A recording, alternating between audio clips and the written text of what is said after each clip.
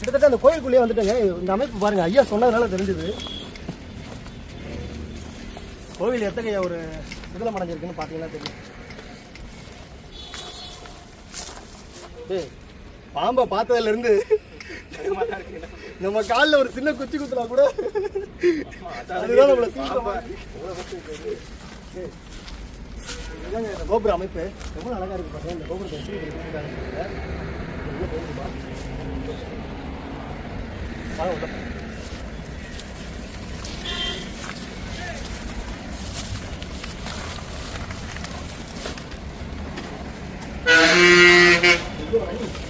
வேற லெவல்ல இருக்கு. ஐயோ ஐயோ வேற லெவல்ல இருக்கு. இந்த கோபுரத்தோட அமைப்பை பாருங்க. இது வந்து இந்த